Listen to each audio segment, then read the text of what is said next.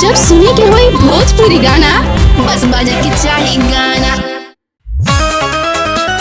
सारा राना होली है, होली है। सारा राना होली है।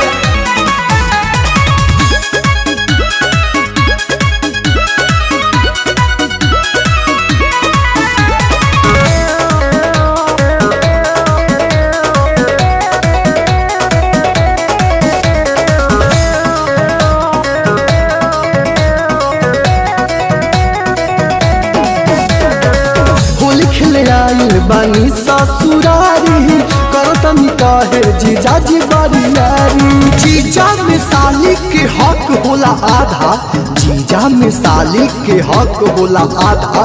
डाले तो रंग जन डाला तू बाधा बोला हई रे हई हा।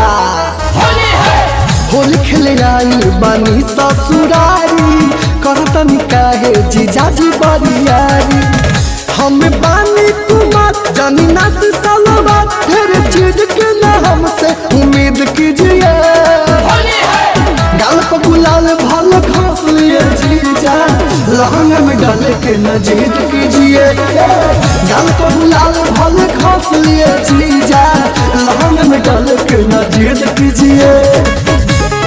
होली है, होली है। सारा राना होली है।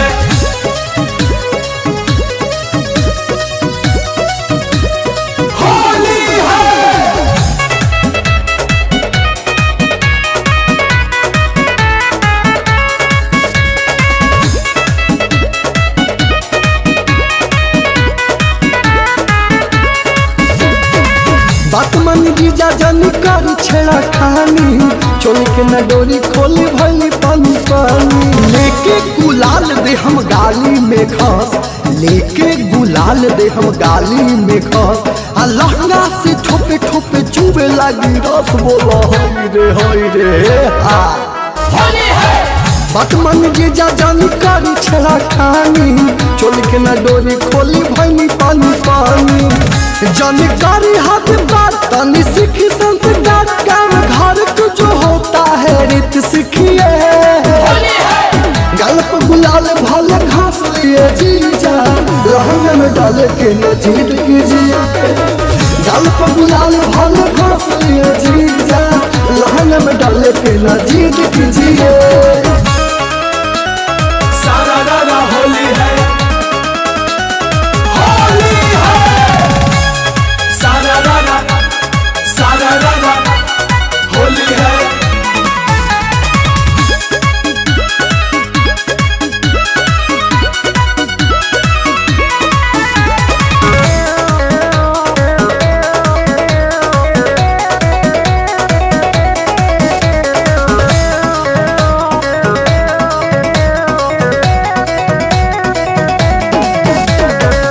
भगवा में फाड़ देनी चाइनीज चोली, राहुल हो चलो ऐसे खेली न होली। होली में आइल बानी ससुराल, होली में आइल बानी ससुराल। आ रंग दे हम तोहर की अगला दुआर बोलो हई रे हई। भगवा में फाड़ देनी चाइनीज चोली, मनु गणेश ऐसे खेली न होली।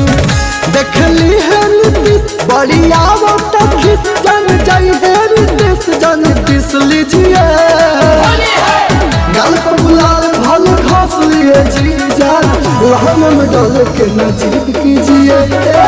गाल पर गुलाल भल घास लिए जीजा, लहंगा में डाले के न जीत कीजिए। ऐसे काहे कर रहे हैं?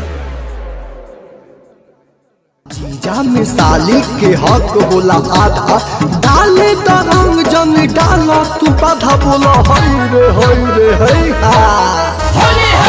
गाल पर गुलाल भल घास लिए जीजा, लहंगा में डाले के न जीत कीजिए।